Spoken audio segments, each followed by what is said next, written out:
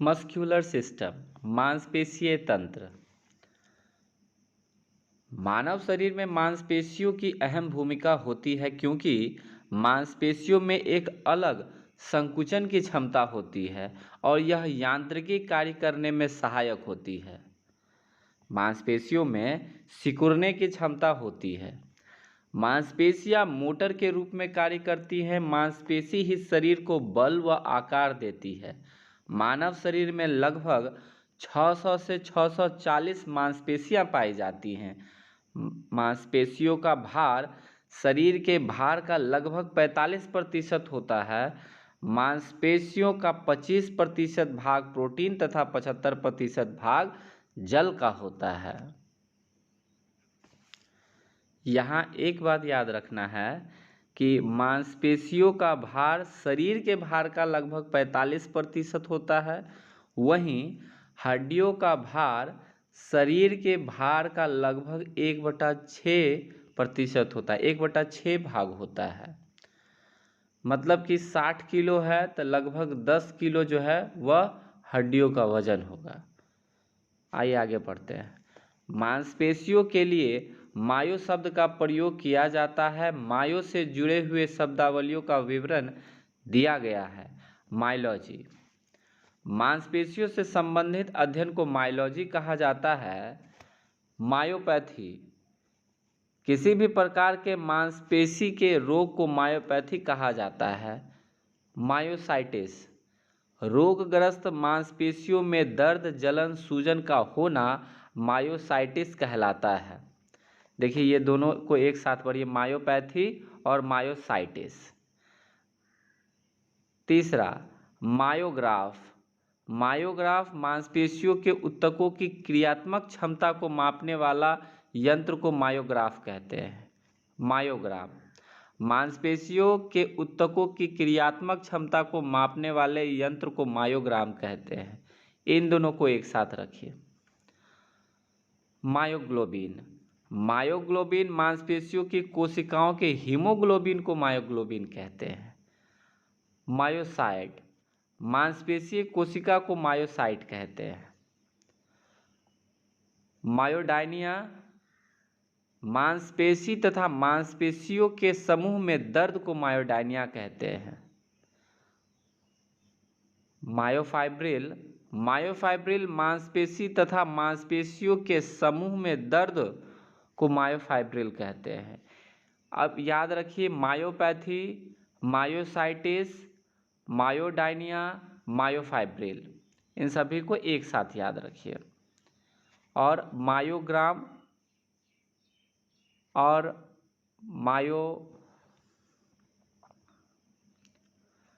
मायोग्राफ और मायोग्राम को एक साथ याद रखिए।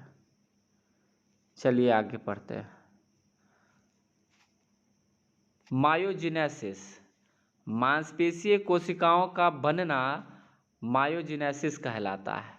मायोकार्डियम, हृदय की मांसपेशियों के 3 परतों में से बीच वाली मांसपेशीय परत को मायोकार्डियम कहते हैं। जैसे कि अंदर वाले परत को एंडोकार्डियम, बीच वाले परत को मायोकार्डियम और सबसे बाहर वाले परत को एपिकार्डियम कहते हैं। मायोब्लास्ट, नई मांसपेशी कोशिकाओं का बनना तथा उनका तंतुओं में परिवर्तन होना मायोब्लास्ट कहलाता है। अच्छा, मायोजिनेसिस उसे कहते हैं जिसमें मांसपेशीय कोशिकाओं का बनना मायोजिनेसिस कहलाता है। मायोजिनेसिस और मायोब्लास्ट को एक साथ याद रखिए। मांसपेशियां अस्थियों से जुड़ी रहती हैं। मांसपेशियां हड्डियों से जुड़ी रहती हैं। इसी के कारण से मानव शरीर में हड्डियों के जोड़ के माध्यम से गति होती है। मांसपेशियों के सिरों को टेंडन कहा जाता है जो अस्थियों से जुड़े रहते हैं। मांसपेशी शरीर के लगभग सभी अंगों में पाई जाती है, चाहे वह श्वसन से संबंधित हो, पाचन से संबंधित हो या रक्त वाहिनी से संबंधित हो। देखिए, मांसपेशी जो है अस्थियों से जुड़ी रहती है, हड्डियों से जुड़ी रहती हैं। इसी वजह से मानव शरीर में संधियों के माध्यम से यह गति कर पाता है मांसपेशी। मानव शरीर की मांसपेशियों को 3 प्रकार से वर्गीकृत किया गया है। एक का यहाँ नाम हो गया ऐच्छिक, जिसको कंकालीय या रेखित मांसपेशी कहते हैं। ऐच्छिक का नाम इंग्लिश में वॉलेंटरी मसल, स्केलेटल मसल। अच्छा देख लीजिए, ऐच्छिक मसल्स को ही स्केलेटल मसल्स भी कहते हैं। स्ट्रेटेड मसल्स, स्ट्रेप्ड मसल्स, एक यह हो गया। दूसरा अनैच्छिक, अरेखित, अंतरंगी मांसपेशी, जिसे involuntary, unstriped, non striated, smooth muscle, visceral muscle भी कहते हैं। तीसरा हृदय पेशी, कार्डिक मसल्स। 3 नाम हो गया, ऐच्छिक, अनैच्छिक, कार्डिक। ऐच्छिक, अनैच्छिक, हृदय वाली, इसको थोड़ा हिंदी में भी याद रखिए और इंग्लिश में भी याद रखिए। आइए अब डिटेल में पढ़ते हैं। ऐच्छिक, जिसे कंकालीय या रेखित मांसपेशी कहते हैं, स्केलेटल मसल जिसे कहते हैं, वॉलेंटरी मसल। ऐच्छिक मांसपेशियां मानव शरीर की अस्थियों से जुड़ी रहती हैं, इसलिए इन्हें कंकालीय मांसपेशी, स्केलेटल मसल कहते हैं। यह वे मांसपेशी होते हैं जो मनुष्य की इच्छा पर कार्य करती हैं। कहने का तात्पर्य, जब मनुष्य की इच्छा से आवेग मांसपेशियों को जैसे ही मिलते हैं, कहने का तात्पर्य जब मनुष्य की इच्छा से आवेग मांसपेशियों को जैसे ही मिलते हैं तभी मांसपेशियों में हलचल होने लगती है। इसलिए इन मांसपेशियों को ऐच्छिक मांसपेशी, वॉलेंटरी मसल कहते हैं। शरीर को गति प्रदान करने के लिए संधियों के साथ मांसपेशियों ही कार्य करती हैं। देखिए क्या कह रहा है, शरीर की गति प्रदान करने के लिए संधियों के साथ मांसपेशियां ही कार्य करती हैं और कार्य करने पर थकती भी हैं, क्योंकि इनमें लैक्टिक एसिड एकत्रित होने लगता है। देखने में इन मांसपेशियों की संरचना धारीदार होती है, इसलिए इन्हें रेखित मांसपेशी, स्ट्रेटेड या स्ट्रैप्ड मसल्स भी कहा जाता है। हमारे शरीर द्वारा किसी भी प्रकार गति करने के लिए इन्हीं मांसपेशियों द्वारा क्रिया की जाती है। जैसे क्रिकेट बॉल फेंकने के लिए पेक्टोरलिस मेजर मुख्य रूप से कार्य करता है, इसलिए इसे थ्रोअर मसल्स भी कहा जाता है।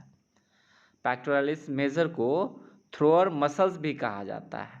इसी प्रकार भारी वस्तु को उठाने के लिए कंधे की डेल्टॉइड मसल मुख्य रूप से कार्य करती है, इसीलिए इसे हम लिफ्टर मसल भी कहते हैं। लिफ्टर मसल्स के भी नाम से जानते हैं। ऐच्छिक मांसपेशी को विस्तार से आगे समझाया गया है, आगे इसके बारे में और डिटेल में पढ़ाया गया है। दूसरा पढ़िए, अनैच्छिक, अरेखित, अंतरंगी मांसपेशी, involuntary, unstriped, non striated, smooth muscle या विसरल। यह वे मांसपेशियां होती हैं जिन पर व्यक्ति की इच्छा का कोई प्रभाव नहीं पड़ता, यह स्वतः ही कार्य करती हैं, अपने आप संकुचित व अनुशिथिल प्रसारित होती हैं। हमारे शरीर में जितने भी अंदरूनी अंग या अंतरंग होते हैं वे अनैच्छिक मांसपेशियों के बने हुए होते हैं, जैसे फेफड़े, यकृत, प्लीहा, छोटी आंत, डायफ्राम आदि। यह एपिथेलियल ऊतक या म्यूकस से बनी होती हैं। जैसा कि आप जानते हैं टिश्यू 6 प्रकार के होते हैं, उसमें से एक एपिथेलियल टिश्यू और म्यूकस टिश्यू के बारे में यहाँ कहा जा रहा है कि यह अनैच्छिक मसल जो है यह एपिथेलियल ऊतक या म्यूकस से बने होते हैं। अनैच्छिक मांसपेशी में परकुंजय तंतु होते हैं जो इनके संकुचन व प्रकुचन का कार्य करने में मदद करते हैं, जिसमें संकुचन वाले प्रोटीन एक्टिन व मायोसिन नहीं पाए जाते हैं, जो ऐच्छिक मांसपेशी में पाए जाते हैं। अनैच्छिक मांसपेशियों में सिकुड़ने और फैलने का काम कौन करता है? परकिंजे तंतु। तीसरा, कार्डिक मसल्स, हृदय पेशी। यह पेशियां आंतरिक अंग हृदय का निर्माण करती हैं। हृदय पेशियां हृदय को चारों तरफ से घेरे रहती है। इन पेशियों की संरचना ऐच्छिक मांसपेशी की तरह होती है, धारीदार। देखिए कह क्या रहा है कि इन मांसपेशियों की संरचना ऐच्छिक जैसी होती है, धारीदार, स्ट्रेप्ड मसल्स, किंतु इनका कार्य अनैच्छिक मांसपेशियों की तरह होता है, जो अपने आप संकुचित व अनुशिथिल होती हैं। इन पर मानव की इच्छा का नियंत्रण नहीं होता।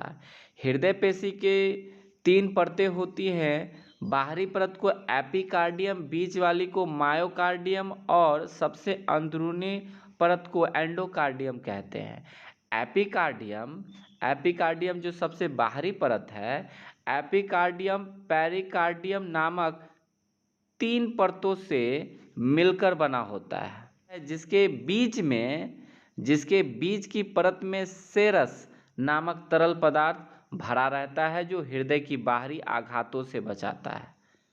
यहाँ समझ लीजिए, याद रखिए कि जो सबसे बाहरी परत है एपिकार्डियम, वह पेरिकार्डियम नामक 3 परतों से मिलकर बना होता है, जिसके बीच में तरल पदार्थ सेरस होता है, जिसकी वजह से आघातों से हृदय को बचाया जाता है।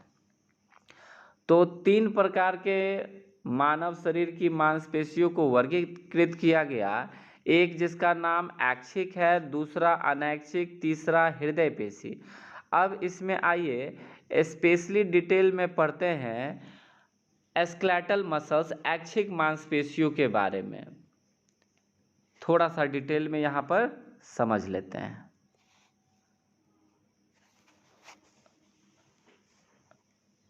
कंकालीय मांसपेशी, ऐच्छिक मांसपेशी। यह मांसपेशी अस्थियों से जुड़ी रहती हैं, जो बीच में मोटी तथा दोनों किनारों पर सिरों पर पतली होती हैं। इन किनारों को कंडराइट टेंडन कहते हैं, जो अस्थियों से जुड़े रहते हैं। कहने का तात्पर्य, मांसपेशी की आरंभिक मतलब शुरुआती और अंतिम बिंदु टेंडन कहलाती है। मानव शरीर में कंकाल पेशियों के नाम उनकी आकृति, उनके तंतुओं की दिशा, उनकी स्थिति तथा उनके कार्यों के अनुसार रखे गए हैं। जैसे कि डेल्टॉइड मांसपेशी को उसकी त्रिकोणीय आकृति के कारण त्रिकोणिका कहा जाता है। त्रिकोणिका कहा जाता है मतलब कि डेल्टॉइड मसल्स। रेक्टस एब्डोमिनस मांसपेशी को उनकी तंतु की खरी स्थिति व पेट के पास स्थित होने के कारण समोदरिका, रेक्टस एब्डोमिनस कहा जाता है। इसी प्रकार पेक्टोरलिस मेजर नामक मांसपेशी की उसकी स्थिति के अनुसार वृहद वक्षादिका या पेक्टोरलिस मेजर कहा जाता है। इसी प्रकार मांसपेशी के कार्य के अनुसार उन्हें अकुंची, देखिए अब पहले आपने अभी पढ़ा है कि उनकी आकृति के अनुसार इस तरह का नाम रखा गया था। अब देखिए कुछ नाम जो है वह सिकुड़ने और फैलने की वजह से रखा गया है। यहाँ कहते हैं कि कुछ मांसपेशियों के कार्य के अनुसार उन्हें आकुंची एवं प्रसारक कहा जाता है। मतलब कुछ मांसपेशियों का कार्य के अनुसार, जो कि जिसका कार्य है फ्लेक्शन और एक्सटेंशंस का, उनके इस फ्लेक्शन और एक्सटेंशंस की वजह से कुछ और मसल्स का नाम इस प्रकार से रखा गया है। जैसे कि मांसपेशी अपने परिमाण तथा आकार के अनुसार छोटी, लंबी, चौड़ी, चपटी और त्रिकोणी प्रकार की होती हैं। छोटी मांसपेशियां पसलियों और कोशिकाओं के मध्य में पाए जाती है। लंबी मांसपेशियां भुजाओं में पाई जाती हैं। चौड़ी व चपटी मांसपेशियां धड़ में पाई जाती हैं। डेल्टॉइड और ट्रेपेजियस त्रिकोणी मांसपेशी होती है। तो कुल मिलाकर यहाँ पर यह समझिए कि स्केलेटल मसल जो है ऐच्छिक मांसपेशी, उसमें मांसपेशियों का नामकरण जो है उनके काम के अनुसार, उनकी आकृति के अनुसार अलग अलग नाम रखा गया है। कंकालीय मांसपेशियां संधियों के पास अकुंची तथा प्रसारक दो वर्गों में विभाजित रहती हैं। देखिए संधियों के पास मांसपेशियां जो है कंकालीय मांसपेशी फ्लेक्सर और एक्सटेंशन दो वर्गों में विभाजित की गई हैं जो एक दूसरे के विपरीत कार्य करती है। शरीर के अंगों के मोड़ने वाली पेशियां फ्लेक्सर तथा अंगों को फैलाने या सीधा करने वाली मांसपेशियां प्रसारक एक्सटेंसर होती है। किसी भी प्रकार की गति करने के लिए संधियों से संबंधित मांसपेशियां संकुचित होती हैं, जबकि विपरीत दिशा में स्थित मांसपेशी शिथिल रहती है। दूसरे वर्ग की पेशियां शिथिल होती है, जैसे घुटने को मोड़ते वक्त पिछले जांघ की मांसपेशियां हैमस्ट्रिंग समूह की मांसपेशियां संकुचित होती हैं तथा विपरीत मांसपेशी यानी कि जांघ के सामने की क्वाड्रिसेप्स समूह की मांसपेशियां शिथिल होती हैं। शरीर के सभी पेशियां एक, दो या दो से अधिक संधियों से संबंधित होती है। जब वे संकुचित होती हैं, सिकुड़ती हैं तो संधियों में गति होता है, जैसे flexion, extension, abduction, adduction, rotation. अच्छा, यहाँ पर एक और चीज़ याद रखना है, हैमस्ट्रिंग समूह का मांसपेशी कौन कौन सा हो गया? ये हो गया semimembranosus, semitendinosus, biceps femoris और जांघ के सामने क्वाड्रिसेप्स समूह का मांसपेशी कौन हो गया? यह देखिए rectus femoris, vastus medialis, vastus lateralis and vastus intermedialis. ये दोनों नाम याद रखिए। शरीर रचना विज्ञान के अनुसार मांसपेशियों के उद्गम तथा निवेशन शब्दों का प्रयोग किया जाता है। उद्गम का अर्थ मांसपेशी का वह सिरा जो संकुचन के दौरान स्थिर रहता है। उद्गम का मतलब, ओरिगन का मतलब मांसपेशी का वह सिरा जो संकुचन के दौरान स्थिर रहता है। मांसपेशियां अस्थि से जिस स्थान से जुड़ी रहती है वही उद्गम होता है। और निवेशन का अभिप्राय मांसपेशी के गतिशील किनारे से है। अस्थि के जिस स्थान से मांसपेशियां संलग्न रहती हैं वह निवेशन स्थल होता है। निवेशन का अभिप्राय मांसपेशी की गतिशील किनारे से है। अस्थि के जिस स्थान से मांसपेशियां संलग्न रहती हैं वह निवेशन स्थल होता है, अर्थात अस्थि के उस स्थल पर पेशी का निवेशन होता है। अधिकांश मांसपेशियों के कार्य करने पर उद्गम व निवेशन बिंदुओं के स्थान में परिवर्तन होता है। जैसे ऊपरी बाह की बाइसेप्स मांसपेशियों का उद्गम स्कैपुला हड्डी के पास होता है तथा निवेशन रेडियस हड्डी के पास होता है। अगर कोई पुलअप्स अभ्यास करे तो इनके स्थान में प्रारंभिक स्थिति से लेकर अंतिम स्थिति तक परिवर्तन हो जाता है। पुलअप्स के लिए लटकने पर स्कैपुला के पास का सिरा उद्गम तथा रेडियस के पास का सिरा निवेशन का कार्य करता है, और जब शरीर के ऊपर की तरफ जाता है तो इनके स्थान में परिवर्तन होता है। रेडियस का सिरा उद्गम तथा स्कैपुला का सिरा निवेशन का कार्य करता है।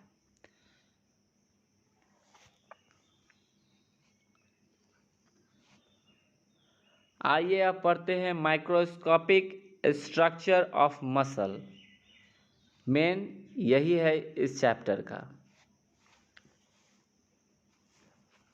अगर मांसपेशी की संरचना को माइक्रोस्कोप से देखा जाए तो मांसपेशी कई संकुचित तंतु के एक बंडल जैसी दिखाई देती है।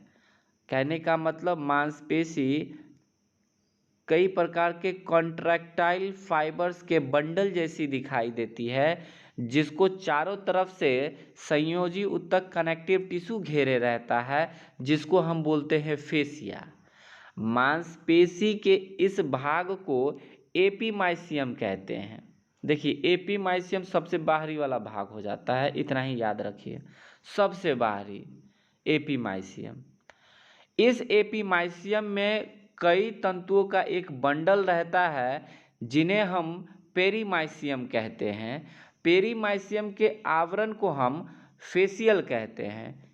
अब यहाँ ध्यान रखिए कि सबसे बाहरी वाला जो है एपीमाइसियम, उसको जो घेरे रहता है उसको फेसिया कहते हैं, और उस एपीमाइसियम के अंदर जितना बंडल रहता है उसको जो घेरे रहता है उसको फेसियल कहते हैं।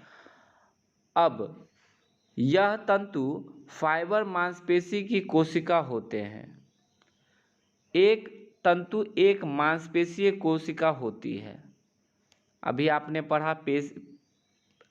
आपने पढ़ा पेरीमाइसियम के आवरण को हम फेसिकल कहते हैं। फेसिकल कहते हैं यह तंतु मांसपेशी की कोशिका होते हैं।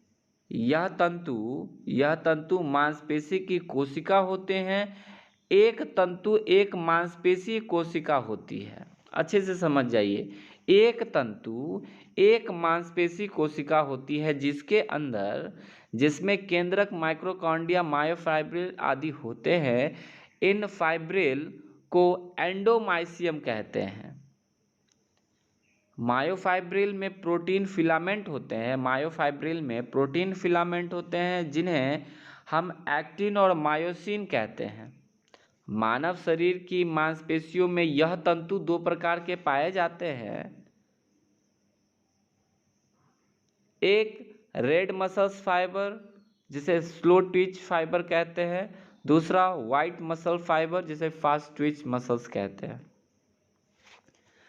अगर फाइबर को अति सूक्ष्म माइक्रोस्कोपिक रूप से देखा जाए तो मांसपेशी कोशिका मसल सेल के सार्कोप्लाज्म में मायोफाइब्रिल दिखाई देते हैं। देखिए क्या कह रहा है, अगर माइक्रोस्कोपिक रूप से देखा जाए तो मांसपेशीय कोशिका के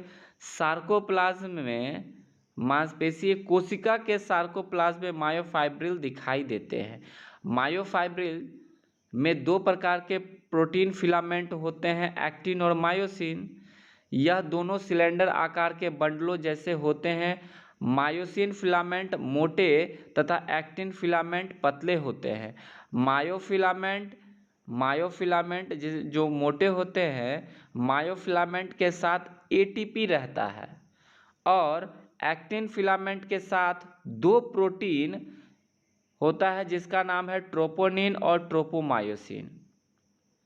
अच्छे से समझ जाइए, मायोसिन फिलामेंट के साथ एटीपी रहता है, और पतला जो है फिलामेंट उसके साथ ट्रोपोनिन और ट्रोपोमायोसिन दो प्रोटीन रहता है। प्रत्येक मायोफाइब्रिल में कॉन्ट्रैक्टाइल इकाई की चैन होती है। इन कॉन्ट्रैक्टाइल इकाइयों को सार्कोमियर कहते हैं। सार्कोमियर किसे कहते हैं? कॉन्ट्रैक्टाइल इकाइयों के। प्रत्येक मायोफाइब्रिल में जो कॉन्ट्रैक्टाइल इकाई होता है उसी को हम कहते हैं सार्कोमेयर्स है। एक कॉन्ट्रैक्टाइल इकाई एक सार्कोमियर होती है। अब इसमें क्या होता है, एक सार्कोमियर के अंदर एक जेड लाइन से दूसरे जेड लाइन के बीच का भाग जो होता है वही होता है सार्कोमेयर। अच्छे से समझिए कि कॉन्ट्रैक्टाइल इकाइयों को ही हम सार्कोमेयर कहते हैं, और एक जेड लाइन से दूसरे जेड लाइन के बीच का भाग जो होता है वह सार्कोमेयर होता है। मांसपेशी की सबसे छोटी क्रियात्मक इकाई सार्कोमेयर ही होती है। क्रियात्मक इकाई अच्छे से समझिए, मांसपेशी की सबसे छोटी क्रियात्मक इकाई को सार्कोमेयर कहा जाता है। मायोफाइब्रिल जिस परत से चारों तरफ से घिरा रहता है उस परत या दीवार को सार्कोलीमा या जेड लाइन कहते हैं, जो प्लाज्मा मेम्ब्रेन की बनी होती है। मायोफाइब्रिल पर ए बैंड AIHM जैसी आकृति दिखाई देती है, जिसे अति सूक्ष्म चित्रण में साफ रूप से देखा जा सकता है। प्रत्येक तंतु के मायोफाइब्रिल के अंदर जो तरल पदार्थ पाया जाता है उसे सार्कोप्लाज्म कहते हैं। मांसपेशियों को मापने की इकाई माइक्रोन होती है। इस चित्र को देखिए और समझने का प्रयास कीजिए। जब आप मांसपेशी की संरचना को माइक्रोस्कोप से देखेंगे तब आपको मांसपेशी जो कई कॉन्ट्रैक्टाइल फाइबर के बंडल जैसी आकृति दिखाई देती है, जिसे एपीमाइसियम कहा जाता है, जो चारों तरफ से कनेक्टिव टिश्यू से घिरा रहता है, उसे ही फेसिया कहा जाता है।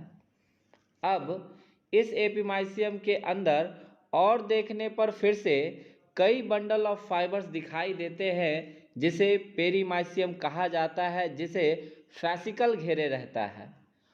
और अंदर देखने पर मायोफिब्रिल दिखाई देता है, जिसे एंडोमाइसियम कहते हैं। और एंडोमाइसियम मतलब मायोफिब्रिल को सार्कोलेमा घेरे रहता है, मतलब जेड लाइन घेरे रहता है।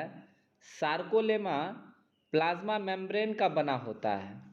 कुल मिलाकर इतना समझिए, एपीमाइसियम को फेसिया घेरे रहता है, पेरीमाइसियम को फैसिकल घेरे रहता है, एंडोमाइसियम मतलब मायोफिब्रिल को सार्कोलेमा घेरे रहता है। अब जब इसको अंदर के तरफ से पढ़ने का प्रयास करेंगे, अब जब इसको अंदर की तरफ से पढ़ेंगे तो सबसे पहले एंडोमाइसियम, फिर पेरीमाइसियम, फिर एपीमाइसियम दिखाई देगा।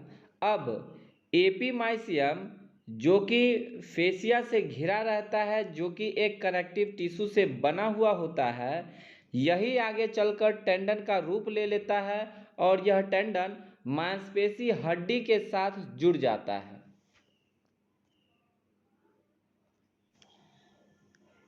देखिए, अब मैं थोड़ा सा आपको स्लाइडिंग फिलामेंट थ्योरी के बारे में समझाना चाहूँगा। यहाँ एक बात समझ जाइए कि एंडोमाइसियम मतलब मायोफाइब्रिल में जो दो प्रोटीन फिलामेंट होते हैं, एक्टिन और मायोसिन, साथ ही साथ मायोफाइब्रिल के पास सार्कोप्लाज्मिक रेटिकुलम, एंडोप्लाज्मिक रेटिकुलम जो होता है, उसके अंदर कैल्शियम आयन जो कि दो पॉजिटिव चार्ज के साथ रहता है। और जो एक्टिन फिलामेंट है उसके अंदर ट्रोपोनिन और ट्रोपोमायोसिन दो प्रोटीन पाए जाते हैं, जो कि दोनों दो नेगेटिव चार्ज के साथ होते हैं। एक्टिन पतला होता है, मायोसिन मोटा होता है। मायोसिन एटीपी के साथ रहता है। प्रत्येक एंडोमाइसियम मतलब मायोफाइब्रिल में कॉन्ट्रैक्टाइल यूनिट होते हैं, मतलब कि सिकुड़ने वाला यूनिट होता है, जो कि एक्टिन और मायोसिन होता है। यही एक्टिन और मायोसिन एक दूसरे के ऊपर चढ़ जाता है, जिसकी वजह से मांसपेशी सिकुड़ जाता है। यही स्लाइडिंग फिलामेंट थ्योरी के द्वारा समझाया गया कि यह जब कपल्ड पोजीशन में आ जाते हैं, एक दूसरे के ऊपर चढ़ जाते हैं एक्टिन और मायोसिन, तब जाकर मांसपेशी सिकुड़ जाता है। कॉन्ट्रैक्टाइल यूनिट को ही सार्कोमेयर कहते हैं। कॉन्ट्रैक्टाइल आप समझ गए, एक्टिन और मायोसिन। कॉन्ट्रैक्टाइल यूनिट को ही सार्कोमेयर कहते हैं, मतलब कि एक जेड लाइन से दूसरे जेड लाइन के बीच के भाग को ही सार्कोमेयर कहते हैं, और जेड लाइन को तो सार्कोलेमा कहते हैं। यह बात ध्यान रखिए। कुल मिलाकर आप जब स्लाइडिंग फिलामेंट थ्योरी पढ़ेंगे तो वहाँ आपको ध्यान रखना है कि जब तक एक तरफ पॉजिटिव और एक तरफ नेगेटिव नहीं होगा, तब तक वह एक दूसरे को आकर्षित नहीं कर पाएगा। एक तरफ प्लस और एक तरफ माइनस होना ही चाहिए, तब जाकर एक दूसरे को अट्रैक्ट करेगा एक्टिन और मायोसिन और कपल्ड पोजीशन में आएगा।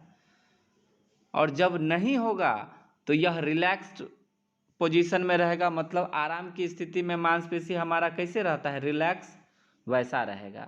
और जैसे ही एक तरफ प्लस और एक तरफ माइनस हो जाएगा, मतलब कि एक्टिन और मायोसिन के ऊपर चढ़ जाएगा, हमारा मांसपेशी सिकुड़ जाएगा। यह चीज़, इस कॉन्सेप्ट को स्लाइडिंग फिलामेंट थ्योरी के समय याद रखेंगे। चलिए अब आगे बढ़ते हैं। मांसपेशीय तंतु, मसल्स फाइबर। मांसपेशीय द्वारा क्रिया करने या बल लगाने के लिए तंतुओं का प्रयोग किया जाता है, फाइबर्स का। यह तंतु शरीर में स्थिति के अनुसार अलग अलग आकार में होते हैं। मानव शरीर में दो प्रकार के मांसपेशीय तंतु पाए जाते हैं, एक स्लो टिच फाइबर, दूसरा फास्ट टिच फाइबर। तो स्लो टिच फाइबर जो होता है उसे टाइप 1 या रेड मसल फाइबर भी कहते हैं। स्लो टिच फाइबर का एक कैपेसिटी होता है जो खासकर एंड्योरेंस के रूप में नज़र आता है। इन तंतुओं के संकुचन की समय अवधि लंबी होती है और यह थकान की स्थिति में भी कार्य करते हैं। संरचनात्मक रूप से इनकी मोटर तंत्रिका छोटी होती है और इसके तंतुओं का व्यास कम होता है। इसमें माइक्रोकॉन्ड्रिया की संख्या ज़्यादा होती है। नोट: बार बार अभ्यास करने से मांसपेशियों के तंतु के आकार बढ़ जाता है। यहाँ अच्छे से समझिए, जब आप बार बार अभ्यास करेंगे तो मांसपेशियों के तंतु का आकार बढ़ जाता है और मजबूत हो जाता है, जिसे हम मसल हाइपरट्रॉफी कहते हैं। अगर तंतु का आकार बढ़ गया और मजबूत हो गया तो उसे हाइपरट्रॉफी करते हैं। वहीं दूसरी तरफ अगर मांसपेशी तंतुओं की संख्या बढ़ती है, देखिए वहाँ आकार बढ़ रहा था तंतु का, यहाँ मांसपेशी तंतुओं का संख्या बढ़ रहा है। अगर संख्या बढ़ गया, मांसपेशी तंतुओं का संख्या बढ़ता है तो इसे हम हाइपरप्लासिया कहते हैं, हाइपरप्लासिया कहते हैं। तो हाइपरट्रॉफी और हाइपरप्लासिया को स्पष्ट याद रखिए कि हाइपरट्रॉफी में मसल्स फाइबर का आकार, साइज बढ़ जाता है, मजबूत हो जाता है। वहीं हाइपरप्लासिया में मसल्स फाइबर का संख्या बढ़ जाता है। दो प्रकार के होते हैं, एक स्लो टिच फाइबर, एक fast teach fibre. Fast teach fibre जो होता है वह वाइट कलर का होता है और slow teach fibre red colour का होता है। अच्छा, यहाँ इसको एक बार इसको अच्छे से समझ लीजिए। जैसे कि यहाँ पर दिख रहा होगा कैरेक्टरिस्टिक ऑफ टाइप 1 और type 2 fibres of skeletal muscle, ऐच्छिक मांसपेशियों का। देखिए यहाँ पर क्या है, अब देखिए नीचे से यहाँ पर यह ड्यूरेशन देखिएगा तो स्लो टिच फाइबर और फास्ट टिच फाइबर में क्या क्या अंतर है पता चल जाएगा। स्लो टिच फाइबर में ड्यूरेशन जो होता है प्रोलॉन्ग्ड होता है, मतलब इसमें इंड्योरेंस कैपेसिटी होती है, और फास्ट टिच फाइबर में इंड्योरेंस कैपेसिटी नहीं होता है, मतलब ड्यूरेशन उसका शॉर्ट होता है। इसका मतलब हो गया कि स्लो टिच फाइबर में एंड्योरेंस कैपेसिटी होगा और फास्ट टिच फाइबर में स्ट्रेंथ कैपेसिटी होगा। कॉन्ट्रैक्शन रेट जो होता है स्लो टिच में बहुत स्लो होता है और फास्ट टिच में बहुत फास्ट होता है, नाम से ही पता है। मायोग्लोबिन, स्लो टिच फाइबर क्योंकि रेड फाइबर मसल्स के नाम से जानते हैं तो इसमें मायोग्लोबिन होता है, इसीलिए यहाँ पर यस लिखा हुआ है। और फास्ट टिच फाइबर में नो लिखा हुआ है क्योंकि इसमें मायोग्लोबिन नहीं होता है, यह वाइट कलर का होता है ही नहीं, इसीलिए वाइट दिखता है।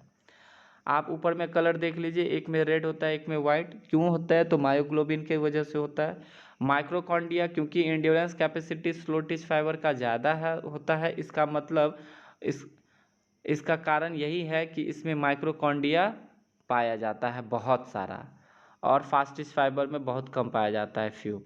एनर्जी लेवल इसी वजह से आप देखिए स्लो टिच फाइबर का एनर्जी लेवल कम होता है, फास्ट टिच फाइबर का ज़्यादा होता है। और मायोसिन एटीपी भी उसका स्लो टिच का कम होता है, फास्ट टिच का ज़्यादा होता है। तो इसको एक बार याद रखिए। कॉन्ट्रैक्टाइल प्रोसेस मतलब स्लाइडिंग फिलामेंट थ्योरी। सबसे पहले अभी आप स्लाइडिंग फिलामेंट थ्योरी को पढ़ लीजिए। ये क्या कहता है, इस सिद्धांत का प्रतिपादन H.E. हैक्सले ने किया। H.E. हैक्सले, इस सिद्धांत का प्रतिपादन H.E. हैक्सले ने सन 1965 में किया था। इसके साथ इस खोज में एंड्रू हैक्सले, राल्फ नीडर्स तथा जीन हैंसन का भी नाम आता है। इसकी खोज के लिए H.E. हैक्सले को नोबेल पुरस्कार प्रदान किया गया था, जिसमें शोध के करने के पश्चात यह स्वीकार किया गया कि मांसपेशीय सिकुड़न, मांसपेशीय संकुचन स्लाइडिंग फिलामेंट प्रिंसिपल पर ही आधारित रहती है। मांसपेशीय संकुचन की अवस्था निम्नलिखित 3 चरणों में समझी जा सकती है। देखिए, मांसपेशीय संकुचन सिकुड़ने की अवस्था को 3 चरणों में समझा जा सकता है। एक तो रेस्ट के कंडीशन में, आराम की स्थिति में। दूसरा संकुचन की अवस्था में समझा जा सकता है, कॉन्ट्रैक्शंस के कंडीशन में। तीसरा यहाँ हो गया क्षतिपूर्ति अवस्था, एट रिलैक्सेशन, रिकवरी फेज के दौरान उसकी क्या कंडीशन होती है, स्थिति मसल्स फाइबर का, उसको समझा जा सकता है। आइए मांसपेशी संकुचन की अवस्था को जो समझाया गया है आराम की अवस्था में, उसको पहले समझते हैं। आराम की अवस्था, मांसपेशियों में कोई तंत्रिका आवेग नहीं आता। मायोसिन में कोई आवेश नहीं होता है, जिसके कारण एटीपी क्रॉस ब्रिज दूर दूर रहते हैं, क्योंकि एटीपी तथा एक्टिन फिलामेंट का ट्रोपोनिन दोनों ही 2 नेगेटिव चार्ज के साथ रहते हैं। एक्टिन के साथ 2 प्रोटीन पाए जाते हैं, ट्रोपोनिन तथा ट्रोपोमायोसिन, जिसमें ट्रोपोनिन 2 नेगेटिव चार्ज है। अच्छा, तीसरा, कैल्शियम आयन 2 पॉजिटिव चार्ज के साथ मांसपेशीय कोशिका तंतु मांसपेशी फाइबर के सार्कोप्लाज्मिक रेटिकुलम एंडोप्लाज्मिक रेटिकुलम में एकत्रित रहता है। सार्कोप्लाज्मिक रेटिकुलम को कैल्शियम आयन का भंडार गृह कहा जाता है। एक्टिन फिलामेंट के 2 प्रोटीन ट्रोपोनिन तथा ट्रोपोमायोसिन अपनी एक विशेष रासायनिक संरचना के कारण एक्टिन और मायोसिन को आपस में मिलने नहीं देते, क्योंकि ट्रोपोनिन 2 नेगेटिव चार्ज के साथ रहता है तथा एटीपी भी मायोसिन क्रॉस ब्रिज के सिरे पर 2 नेगेटिव चार्ज के साथ रहता है, जिसके कारण दोनों एक दूसरे से दूर रहते हैं। 5, एच जोन दिखाई देता है, जेड लाइन दूर दूर रहता है। एक्टिन और मायोसिन अनकपल्ड पोजीशन में रहते हैं, कहने का तात्पर्य दूर दूर रहते हैं। यहाँ आप इस चित्र को देखकर अच्छे से समझ सकते हैं, जिसमें दिखाया गया है जो एच बैंड यहाँ पर दिखाई देने पर लगता है और जेड लाइन दूर दूर रहता है। एक्टिन और मायोसिन अनकपल्ड पोजीशन में आ जाता है, दूर दूर हो जाता है, रिलैक्स्ड पोजीशन में आ जाता है। आराम की अवस्था में मसल्स कुछ इस प्रकार से रहता है। अब देखिए, वहीं पर अब जब कॉन्ट्रैक्टेड होगा, संकुचन की अवस्था में आएगा तो कैसा होगा, यहाँ पर देखिए। संकुचन की अवस्था में तंत्रिका आवेग तंत्रिका के एक्सॉन के एसिटाइल कोलाइन एंजाइम के माध्यम से क्रियात्मक मांसपेशियों की तरफ क्रिया करने के लिए सार्कोलेमा के पास आता है, जहां से यह फाइबर्स मांसपेशी की कोशिकाओं के सार्कोमियर तक जाते हैं। जैसा कि आप पहले ही पढ़ चुके हैं कि सार्कोलेमा मायोफाइब्रिल के दीवार को चारों तरफ से आवरण को घेरे रहता है, उसको सार्कोलेमा कहते हैं। और सार्कोमेयर मांसपेशीय तंतु की क्रियात्मक छोटी इकाई है, कॉन्ट्रैक्टाइल यूनिट है, जिसे सार्कोमियर कहते हैं। अब यहाँ कह रहा है क्या, तंत्रिका आवेग तंत्रिका के एक्सॉन से एसिटाइल कोलाइन एंजाइम के माध्यम से क्रियात्मक मांसपेशी के तरफ क्रिया करने के लिए सार्कोलेमा के पास आते हैं, जहां से यह तंतु फाइबर्स मांसपेशी की कोशिकाओं के सार्कोमियर तक जाते हैं।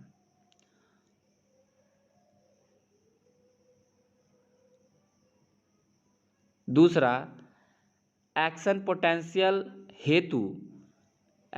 पोटेंशियल हेतु फाइबर के तंतु के मायोफाइब्रिल के सार्कोप्लाज्मिक रेटिकुलम के कैल्शियम आयन 2 पॉजिटिव चार्ज के साथ बाहर निकलते हैं। ट्रोपोमायोसिन की रासायनिक प्रक्रिया के कारण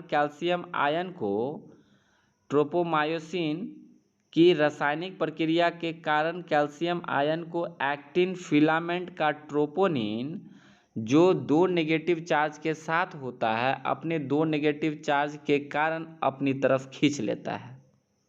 कैल्शियम आयन के दो positive charge myosin ATP cross bridge के दो नेगेटिव चार्ज को आकर्षित करते हैं। एक्टिन और मायोसिन एक दूसरे के तरफ आकर्षित होकर खींचते हैं और एक्टिमायोसिन का रूप ले लेते हैं A+M मायोसिन के सिरे पर एटीपी के फास्फेट टूटकर एडीपी तथा इनऑर्गेनिक फास्फेट में परिवर्तित होकर ऊर्जा प्रदान करते हैं, जिसको हम मायोसिन एटीफेज कहते हैं। मांसपेशियां संकुचित हो जाती है और मांसपेशीय संकुचन होने के कारण क्या होता है, एटीपी एडीपी में बदल जाता है। एटीपी एडीपी प्लस पी, जिसे हम इनऑर्गेनिक फॉस्फेट भी कहते हैं, और एनर्जी प्रोड्यूस करता है और क्या बन जाता है, बन जाता है मायोसिन एटीफेज। एच जोन विलुप्त हो जाता है। इस स्थिति में एच जोन विलुप्त हो जाता है और एक्टिन मायोसिन पर स्लाइड कर जाता है।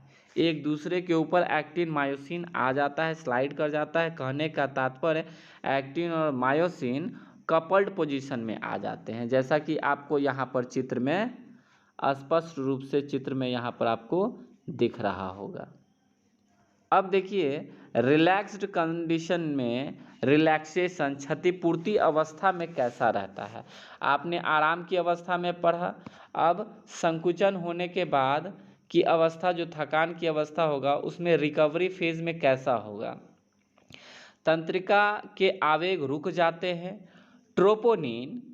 ट्रोपोनिन जो कि एक्टिन में रहता है, ट्रोपोनिन से कैल्शियम आयन निकलकर सार्कोप्लाज्मिक रेटिकुलम में वापस प्रवेश कर जाते हैं। Myosin ATP cross bridge uncharged हो जाता है। एक्टिन और मायोसिन अनकपल्ड पोजीशन में आ जाते हैं। कहने का तात्पर्य दूर दूर हो जाते हैं। एटीपी पुनः बनने लगते हैं, मतलब एटीपी पुनः बनते हैं, रीसिंथेसिस होते हैं। मांसपेशियां आराम की स्थिति में आ जाती हैं। आइए फिर से ज़रा इसके बेसिक डिटेल को समझते हैं। कंकाल मांसपेशी की रचना, gross structure of skeletal muscle. कंकाल मांसपेशी रेशों के गुच्छे से मिलकर बनती है, जिसमें मांसपेशी के एकल गुच्छे को फैसिकुलस कहते हैं और मांसपेशी रेशों के गुच्छों को फैस्कुली कहते हैं। देखिए, मांसपेशी का एकल गुच्छा है उसको फैस्कुलस कहते हैं और मांसपेशी रेशे के गुच्छों को फैसिकुली कहते हैं। मूलतः यह ऐच्छिक पेशी या कंकाल पेशी के सूत्र फाइबर बेलनाकार सिलेंड्रिकल के सूत्र होते हैं, जिनकी लंबाई 1 mm और उससे अधिक भी हो सकती है, जिनकी लंबाई 1 mm और उससे अधिक भी होती है सेंटीमीटर तक। ये मांसपेशी सूत्र दोनों सिरों पर नुकीले होते हैं, जिनका व्यास 10 माइक्रोन से 100 माइक्रोन होता है। इन ऐच्छिक पेशी के सूत्र अवकाशीय ऊतक के द्वारा आपस में बंधे रहते हैं। देखिए, ये जो वॉलंटरी मसल्स के सूत्र हैं वह एडिपोज टिश्यू के द्वारा आपस में बंधे रहते हैं, जिसे सार्कोलेमा या पेशी आवरण कहते हैं, या सार्को झिल्ली मांसपेशी सूत्रों या रेशों को आंतरिक रस इंटेस्टाइनल फ्लूइड से विभक्त करती है। इन पेशियों के ऊपर मुख्यतः 3 प्रकार के आवरण चढ़े रहते हैं। मांसपेशी के इन तीनों आवरणों को चित्र क्रमशः पहले ही दर्शाया जा चुका है। ये आवरण निम्नलिखित हैं। अंदर से देखिए तो एंडोमाइसियम, पेरीमाइसियम, एपीमाइसियम दिखाई देता है। ये पेशी सूत्रों या रेशों में लपेट कर बंधे रहते हैं। अंतःपेशिका एंडोमाइसियम में लिपटे ऐसे कई बंडल दूसरे आवरण में, जिसे पेरीमाइसियम कहते हैं लिपटे रहते हैं। पेरीमाइसियम में लिपटे हुए कई बंडल एक तीसरे आवरण जिसे एपीमाइसियम कहते हैं। इस प्रकार सभी पेशियां तीनों आवरणों के द्वारा ढकी रहती हैं। प्रत्येक पेशी सूत्र एक सूक्ष्म खोल सार्कोलेमा से ढकी रहती है जिसमें कई अंडाकार केंद्रक रहते हैं जो एक दूसरे के आसपास रहते हैं। पेशी सूत्र में माइक्रोकॉन्ड्रिया तथा गोल्जी अंग भी पाए जाते हैं। कोशिका पदार्थ में असंख्य अनुदैर्ध्य मायोफाइब्रिल्स पाए जाते हैं जो एक अंतःकोशिकीय एंडोमाइसियम तंत्रों के साथ जुड़े रहते हैं जिन्हें सार्कोट्यूबुलर तंत्र कहते हैं तथा एक स्वच्छ तरल पदार्थ जिसे सार्कोप्लाज्म कहते हैं ये उसके अंदर उपस्थित रहता है। कंकाल मांसपेशी की सूक्ष्मदर्शीय रचना देखिए, microscopic structure of skeletal muscle. मांसपेशीय रेशा या सूत्र मसल फाइबर जैसा कि विदित है शरीर की कंकाल से जुड़ी सभी मांसपेशियां छोटे छोटे मांसपेशी रेशों के गुच्छों से मिलकर बनती है। सामान्यतः इन मांसपेशी रेशों की रचना देखने से मालूम चलता है कि इन मांसपेशी रेशों में एक या एक से अधिक केंद्रक पाए जाते हैं जो कि मांसपेशी रेशे एक्सिस के साथ जुड़े रहते हैं। ये मांसपेशी रेशे या सूत्र छोटी छोटी इकाई से मिलकर बनते हैं। इन इकाइयों को मायोफाइब्रिल्स कहते हैं। प्रत्येक सूक्ष्म रचना मायोफाइब्रिल्स का व्यास 1 mm होता है। मायोफाइब्रिल में किसी प्रकार की कोई झिल्ली आवरण नहीं होता। ये मांसपेशी तंतु की सूक्ष्म रचना एक प्रकार के कोशिका द्रव में फैली होती है जिसे सार्कोप्लाज्म द्रव कहते हैं। फिर से समझिए, मायोफाइब्रिल में किसी प्रकार की कोई झिल्ली आवरण नहीं होता है। ये मांसपेशी तंतु की सूक्ष्म रचना एक प्रकार के कोशिका द्रव में फैली रहती है जिसे सार्कोप्लाज्म द्रव्य कहते हैं।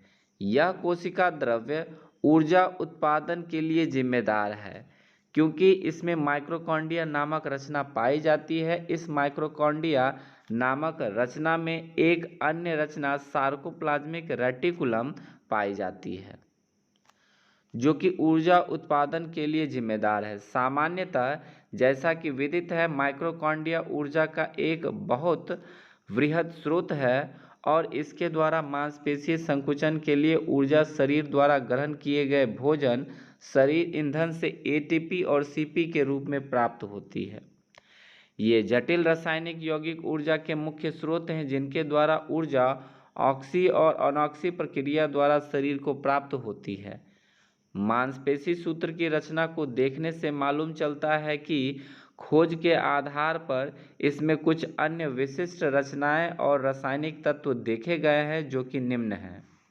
डार्क बैंड या ए बैंड या मायोसिन फिलामेंट, लाइट बैंड या आई बैंड या एक्टिन फिलामेंट।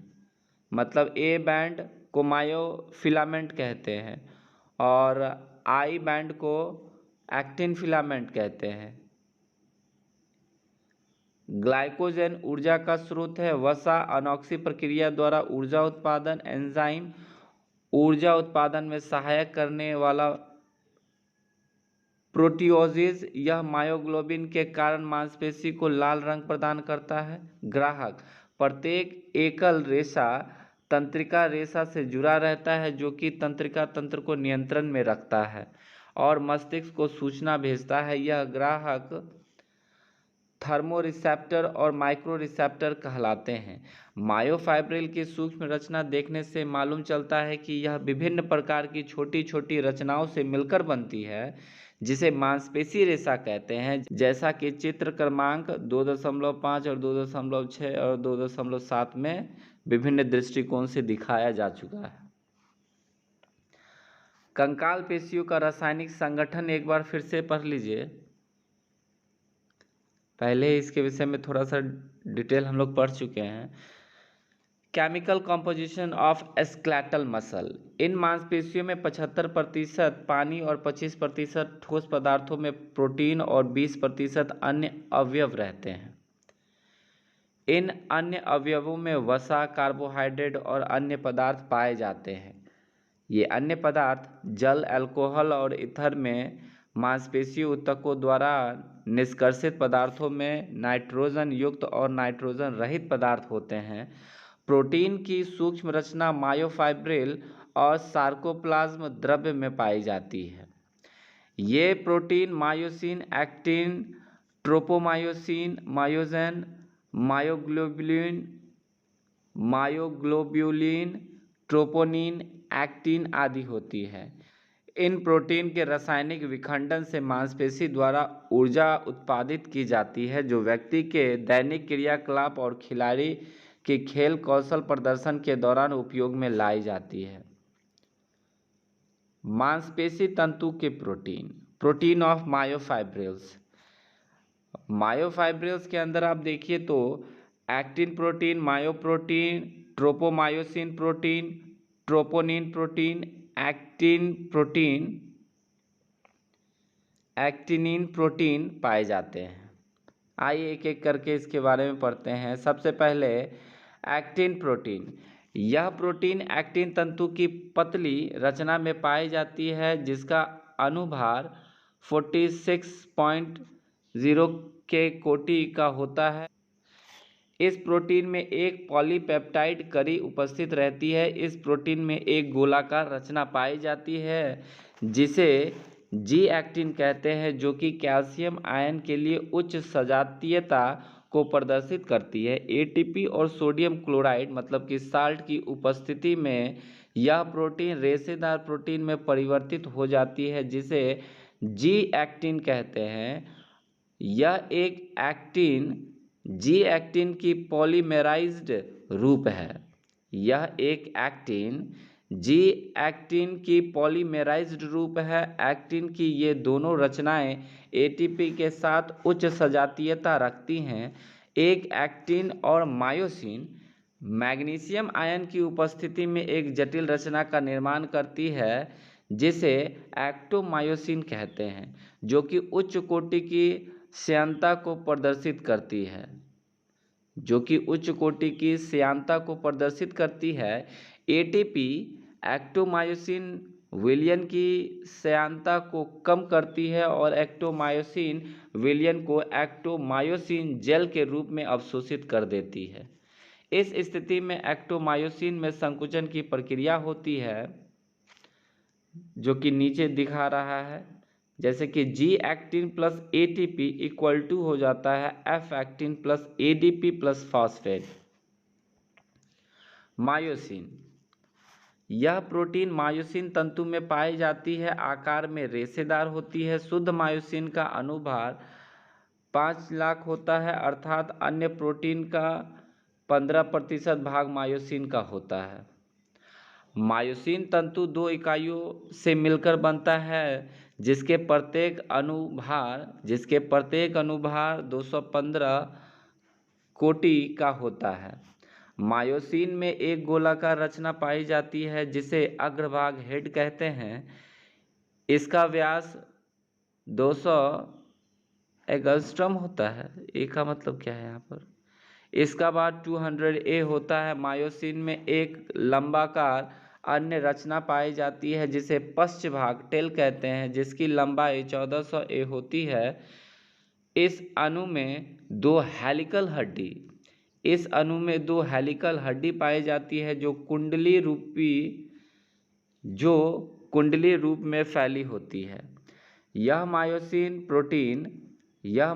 प्रोटीन ट्रिप्सिन और क्राइमोट्रिप्सिन नामक एंजाइम द्वारा अपघटित होकर 2 भागों में विभक्त होती है। इन दोनों भागों को सम्मिलित रूप से मेरोमाइसिन कहते हैं। इस मेरोमाइसिन का एक भाग हल्का और दूसरा भाग भारी होता है, जिन्हें क्रमशः हल्की मेरोमाइसिन और भारी मेरोमाइसिन कहते हैं। यह मायोसिन मैग्नीशियम आयन और एटीपी से बंधी होती है। Tropomyosin protein. यह प्रोटीन पतले तंतु एक्टिन में पाई जाती है, जो कि एक जटिल रचना का निर्माण करती है, जिसे एफ एक्टिन कहते हैं। इस प्रोटीन का अनुभार 70 की कोटि का होता है। इस अणु का व्यास 20 एंगस्ट्रॉम और लंबाई लगभग 400 एंगस्ट्रॉम होती है। इसमें एक कुंडलित रचनाएं पाई जाती हैं जिसे हेलिकल्स कहते हैं। जब यह एक्टोमायोसिन के विलयन में मिश्रित की जाती है तो कैल्शियम आयन क्रियाशील एटीपेज विकर द्वारा उत्प्रेरित होती है, लेकिन यह ट्रोपोमायोसिन क्रियाशील मैग्नीशियम आयन क्रियाशील एटीपेज नामक एंजाइम द्वारा उत्प्रेरित नहीं होती। लेकिन यह ट्रोपोमायोसिन क्रियाशील मैग्नीशियम आयन क्रियाशील एटीपेज नामक एंजाइम द्वारा उत्प्रेरित नहीं होती। ट्रोपोनिन प्रोटीन यह गोलाकार प्रोटीन है जो कि मांसपेशी तंतु एक्टिन और ट्रोपोमायोसिन साथ पाई जाती है। एक्टिन प्रोटीन यह प्रोटीन जेड लाइन में पाई जाती है जिसका अनुभार लगभग 1,60,000 कोटि का होता है। यह एक्टिन के साथ क्रिया करके क्रॉस लिंक रचना का निर्माण करता है। अब आइए सार्कोप्लाज्म की प्रोटीन के बारे में पढ़ें। सार्कोप्लाज्म विभिन्न प्रकार के प्रोटीन का मिश्रण है जो बफर विलयन की सहायता से निष्कर्षित की जाती है। इस प्रोटीन के मिश्रण में मायोग्लोबिन, मायोजेन ए, मायोजेन B, creatine, phosphokinase, मायोकाइनेज, globulin x, फास्फोराइलेज और एटिवेज आदि सम्मिलित हैं। इस सार्कोप्लाज्म में कुछ सूक्ष्म रचनाएं पाई जाती हैं जिन्हें माइक्रोसोम कहते हैं। सार्कोप्लाज्म में विरामी कारक तंत्र रिलैक्सिंग फैक्टर सिस्टम पाया जाता है जिसके कारण मायोफाइब्रिल गति करना प्रारंभ करते हैं तथा मायोसिन एटीपेज नामक विकर से उत्प्रेरित होते हैं। इस सार्कोप्लाज्म में पाए जाने वाले प्रोटीन का विवरण निम्नलिखित है।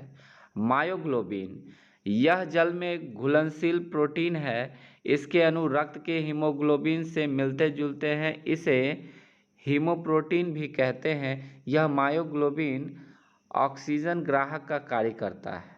मायोजेन यह प्रोटीन जल में घुलनशील है तथा विकारों के जटिल तंत्रों में पाई जाती है। ग्लोब्यूलिन एक्स यह एक प्रकार का रस है जो मांसपेशी में पाया जाता है। इसका मांसपेशियों में कई विशेष कार्य नहीं होता। इस प्रोटीन को ग्लोब्यूलिन एक्स कहते हैं।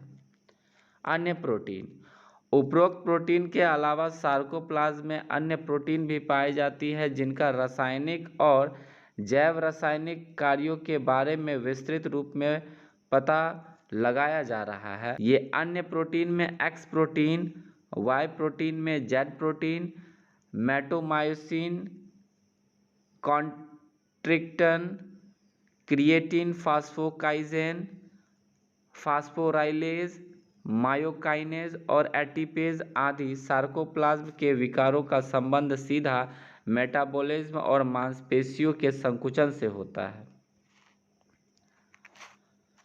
मांसपेशियों के निष्कर्षण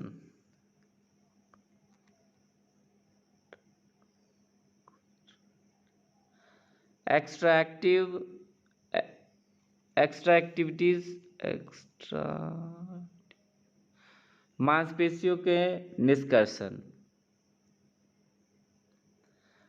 मांसपेशियों से अधिक संख्या में निष्कर्षण पानी, अल्कोहल और ईथर आदि में निष्कर्षण कर प्राप्त किया जाता है। इसमें मुख्य रूप से दो प्रकार के यौगिक शामिल हैं, नाइट्रोजन युक्त यौगिक और नाइट्रोजन रहित यौगिक।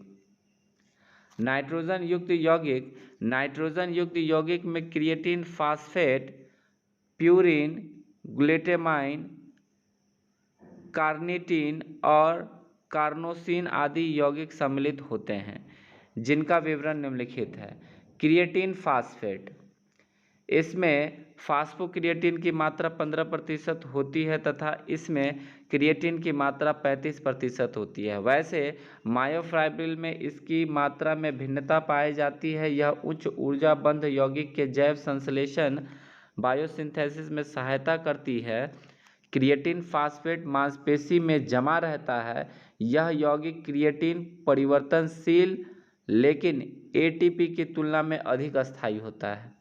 क्रिएटिन फास्फेट मांसपेशियों में एटीपी संग्रह की क्षतिपूर्ति करता है। जब कभी एटीपी की मात्रा समाप्त हो जाती है या एटीपी अणु समाप्त हो जाते हैं तो क्रिएटिन फास्फेट कार्य के लिए उपयोग में लाया जाता है। प्यूरिन यौगिक मांसपेशियों में एडेनिन, ग्वानिन, जैंथोसिन और हाइपोजैंथेसिन आदि के न्यूक्लियोटाइड यौगिक के रूप में पाए जाते हैं। इन सभी न्यूक्लियोटाइड टीपी के उच्च ऊर्जा फास्फेट बंध एटीपेज एंजाइम की उपस्थिति में अपघटित हो जाते हैं। मांसपेशी में एटीपेज एंजाइम दो रूपों में मिलते हैं, एक myosin ATPase, sarcoplasm ATPase.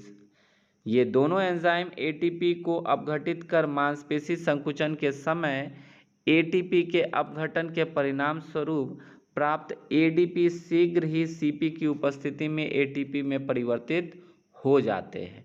ATP की मात्रा 0.25% और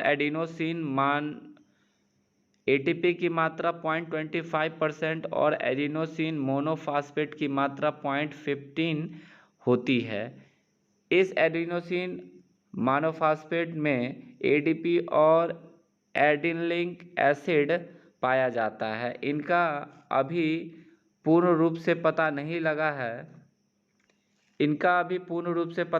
लगा है, अतः इसके लिए और अध्ययन करने की आवश्यकता है।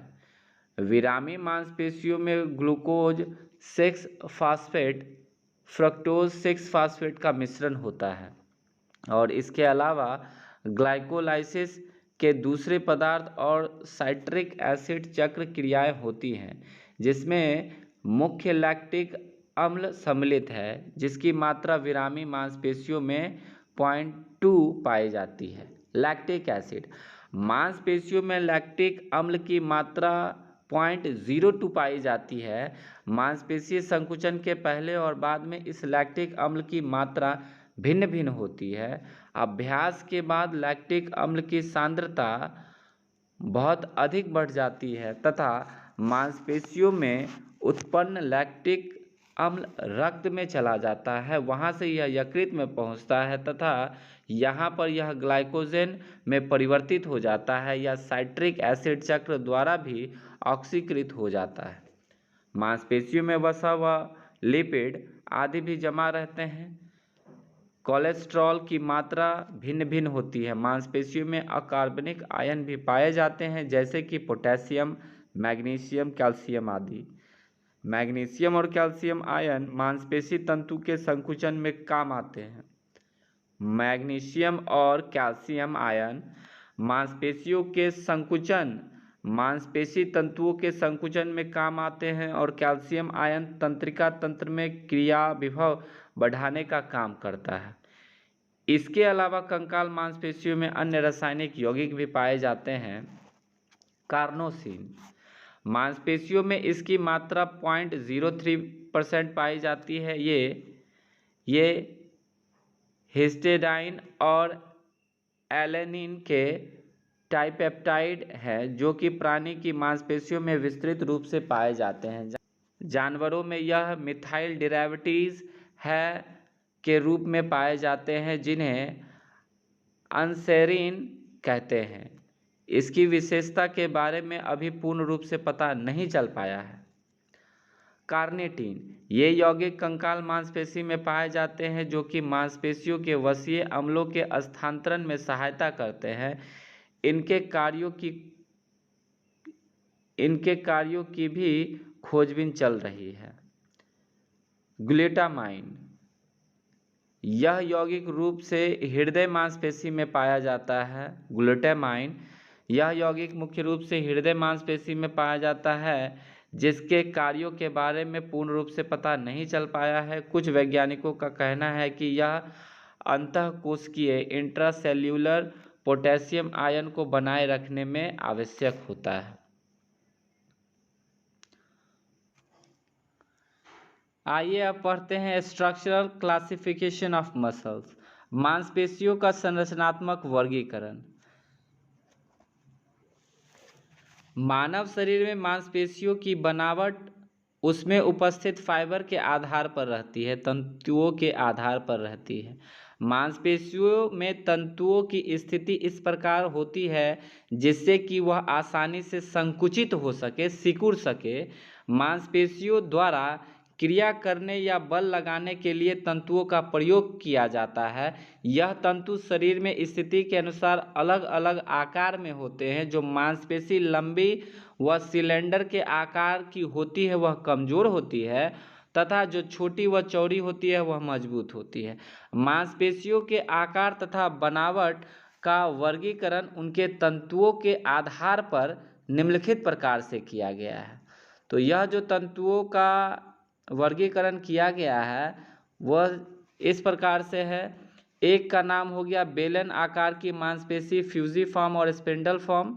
दूसरा चिड़िया के पंख के आकार की मांसपेशी, पेनिफॉर्म और फेदर लाइक हो गया।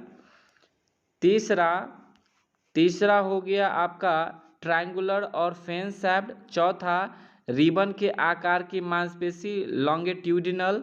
और पांचवा हो गया चौकोर या चतुर्भुज आकार की मांसपेशी, क्वाड्रिलेटरल या फोर साइडेड मसल।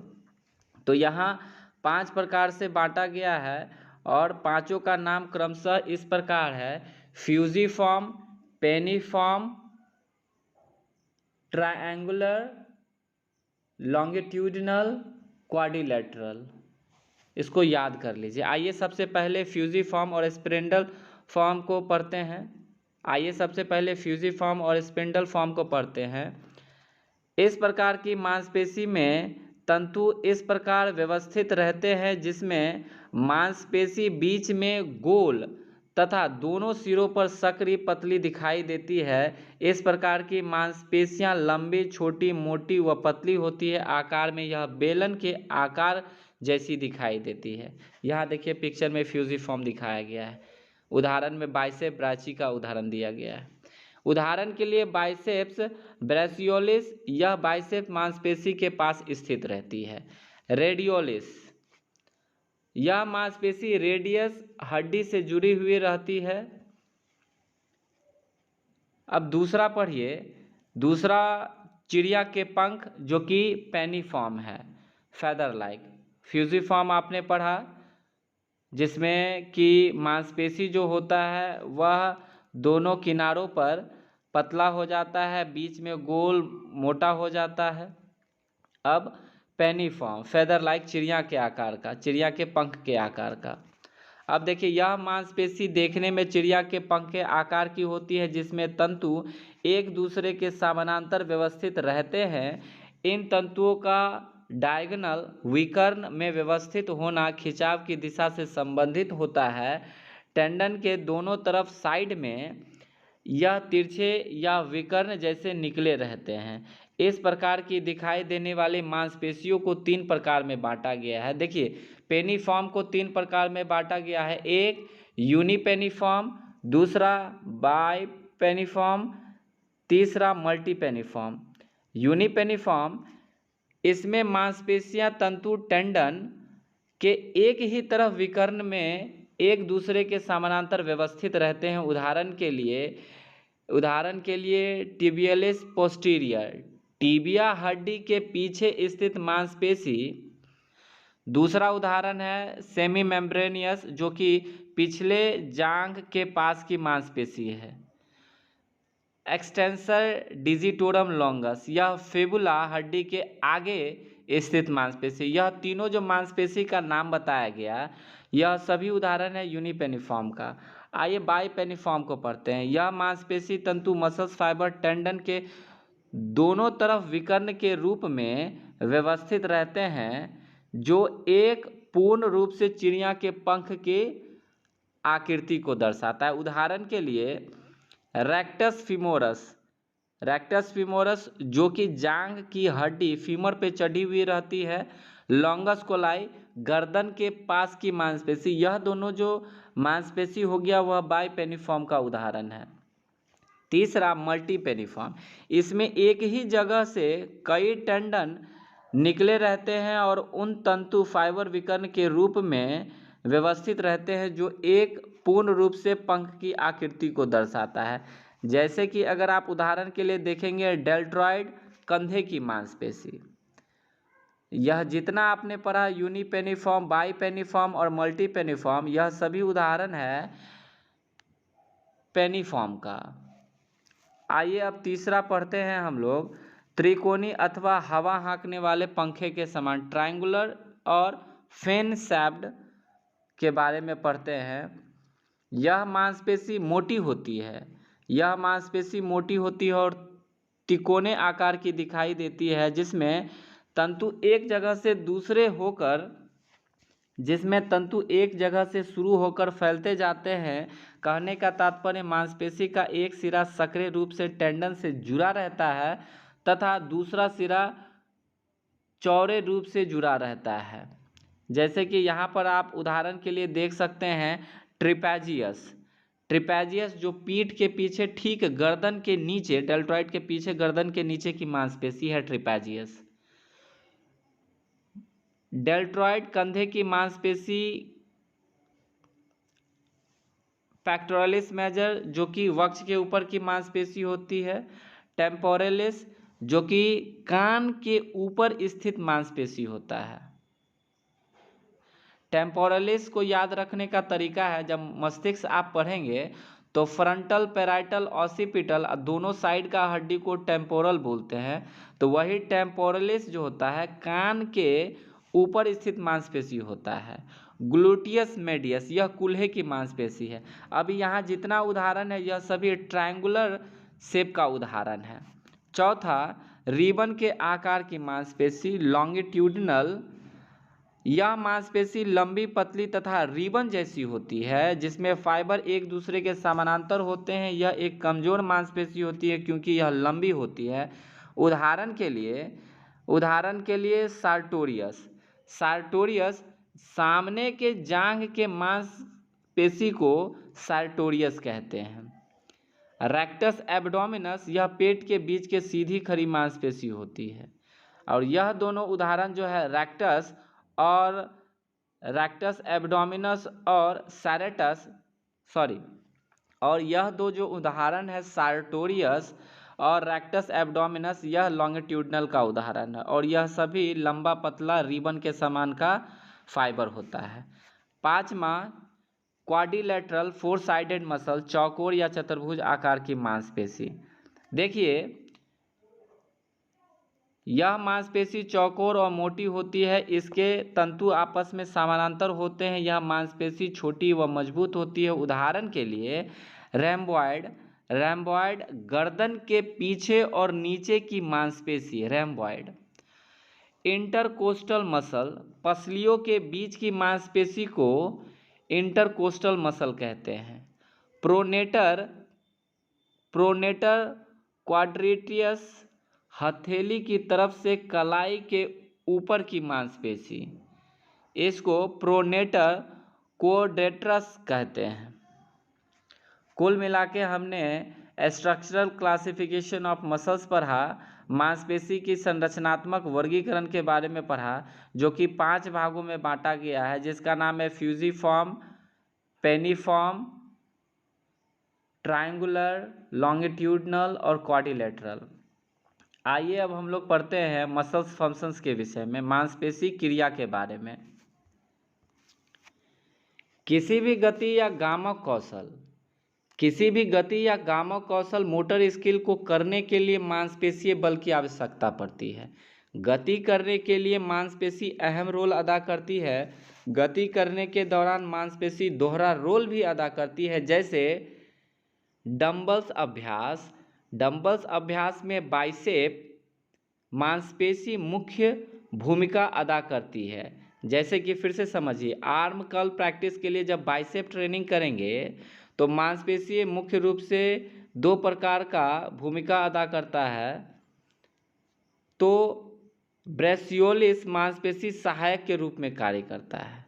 यहाँ अच्छे से समझिए दोहरे रोल के बारे में। जब आप डंबल अभ्यास करते हैं, आर्म कर्ल में बाइसेप मांसपेशी मुख्य रूप से काम करता है, तो ठीक ब्रेसियोलस मांसपेशी उसके सहायक के रूप में कार्य करता है। कहने का तात्पर्य क्रिया या गति करने वाले अंग के पास की मांसपेशियां एक समूह के रूप में कार्य करती हैं। इनके कार्यों पर मांसपेशीय तंतु, जोड़ के प्रकार, मांसपेशी के हड्डी से जुड़े होना आदि का प्रभाव पड़ता है। आइए दोहरे प्रकृति का जो यह नेचर है मांसपेशियों का क्रिया के दौरान में, इसको पढ़ते हैं। मांसपेशीय क्रिया को निम्नलिखित प्रकार में बांटा गया है। मांसपेशी क्रिया को सबसे पहला है मूवर या अवरोधी, प्राइम मूवर तथा असिस्टेंट मूवर। मूवर और एगोनिस्ट। देखिए, प्राइम मूवर और असिस्टेंट मूवर किसे कहते हैं, अच्छे से समझिए। मूवर या अवरोधी वह मांसपेशी होती है जो किसी गति को करने के लिए मुख्य भूमिका अदा करती है और संकुचन के दौरान कंसेंट्रिक रूप से संकुचित होती है। किसी भी प्रकार की गतियों में एक से अधिक मूवर्स कार्य करते हैं, जिसमें मुख्य मांसपेशी को प्राइम मूवर और सहायक मांसपेशी को असिस्टेंट मूवर कहते हैं। दूसरा, एंटागोनिस्ट। देखिए, जो मूवर मांसपेशी के विपरीत में स्थित मांसपेशी को हम विरोधी या एंटागोनिस्ट मांसपेशी कहते हैं। जैसे एल्बो एक्सटेंशंस के दौरान ट्राइसेप्स मांसपेशी एगोनिस्ट या अवरोधी का कार्य करती हैं और बाइसेप्स मांसपेशी विरोधी या एंटागोनिस्ट का कार्य करती हैं। देखिए, सबसे पहले यहाँ चित्र को देखिए। आप पढ़ने जा रहे हैं विरोधी या एंटागोनिस्ट। यहाँ पर सबसे पहले एगोनिस्ट और एंटागोनिस्ट को समझिए। जब आप कोई बाइसेप कॉन्ट्रैक्शंस कर रहे हैं तो देखिए एगोनिस्ट मसल्स पे डायरेक्ट प्रभाव पड़ रहा है, ठीक उसका विपरीत मसल जो हो गया वह एंटागोनिस्ट हो गया। इतना आप समझ जाइए। नोट, एगोनिस्ट मांसपेशी व एंटागोनिस्ट मांसपेशी का आपस में संबंध रेसिप्रोकल इनर्वेशन जैसा होता है। एगोनिस्ट व एंटागोनिस्ट मांसपेशी के कुछ उदाहरण हैं, जैसे कि bicep tricep, deltoid latissimus dorsi, pectoralis major rhomboid, rectus abdominis, erector spinae या लॉन्गिस्मस एंड इलियोकोस्टेलिस, इलियोप्सोस और gluteus maximus, quadriceps hamstring, hip adductor gluteus medius, tibialis anterior, gastrocnemius. यह सभी जो है यह उदाहरण है आपको एगोनिस्ट और एंटागोनिस्ट के। तो अच्छे से इसको बार बार रिपीट। स्थिरीकारक कारक या फिक्सेसर। फिक्सेसर से तात्पर्य मांसपेशी के ऐसे कार्य से है जिसमें मांसपेशी का एक सिरा शरीर के किसी एक अंग से जुड़ा या स्टेबलाइज हो और गति उसी मांसपेशी के माध्यम से किसी दूसरे अंग की हो रही हो, उसे फिक्सेसर मांसपेशी कहते हैं। फिक्सेसर मांसपेशी की सबसे सामान्य क्रिया होती है। स्टेबलाइजिंग, मांसपेशियों के सिरों के हड्डियों से चिपके होने के कारण वह सही, अस्थायी व प्रभावी गति करती है। जब मांसपेशी संकुचित होती है उस दौरान मांसपेशी के मध्य भाग पर बल लगता है और मांसपेशी दोनों सिरों के बराबर बल के साथ मध्य के तरफ खींचती है। यहाँ पर मांसपेशी के दोनों सिरे हड्डी से चिपके रहते हैं। इसी को हम स्टेबलाइजिंग कहते हैं, जो मांसपेशी के बल लगाने में सहायक होते हैं। सपोर्टिंग, सहायक, जब हमारा शरीर कोई गति करता है तो शरीर का संतुलन बनाए रखने के लिए मांसपेशीय बल के विपरीत कार्य करने में सहायक होती है। जिससे कि शरीर ठीक प्रकार की गति करता है। उदाहरण के लिए अगर हमें जमीन से कोई चीज़ उठानी हो तो कमर की मांसपेशी इरेक्टर स्पाइने शरीर को नीचे गिरने से बचाती है और संतुलन को बनाए रखने में सहायक होती है। इसे सपोर्टिंग मसल्स कहते हैं। सपोर्टिंग क्रिया हो गया। न्यूट्रलाइजर्स, तटस्थ। न्यूट्रलाइजर्स क्या होता है? न्यूट्रलाइजर्स तटस्थ। जब कोई मांसपेशी किसी प्रकार की गति करती है तो वह मांसपेशी अन्य कोई अनावश्यक गति नहीं करती। उदाहरण के लिए जब एल्बो एक्सटेंशन किया जाता है तो उस दौरान प्रोलाइनेशन नहीं होता क्योंकि मांसपेशी अनावश्यक गति नहीं होने देती। योगवाही या सिनर्जेस्टिक। अगर एक मांसपेशी अकेले कार्य करने में असक्षम हो तो वहाँ पर दो या दो से अधिक मांसपेशियाँ मिलकर कार्य करती है। यहाँ पर उस अकेली मांसपेशी को अन्य मांसपेशियों की आवश्यकता पड़ती है। ऐसी सहायक मांसपेशियों को योगवाही मांसपेशी सिनर्जेस्टिक कहा जाता है। मांसपेशीय संकुचन। मांसपेशियों के क्रिया करने के दौरान उन पर तनाव अथवा उनके तंतुओं की लंबाई की स्थिति के आधार पर मांसपेशीय संकुचन को 3 प्रकार से वर्गीकृत किया गया है। 3 प्रकार पढ़ने से पहले यह समझिए कि 2 प्रकार होता है, आइसोमेट्रिक कॉन्ट्रैक्शन और आइसोटोनिक कॉन्ट्रैक्शंस।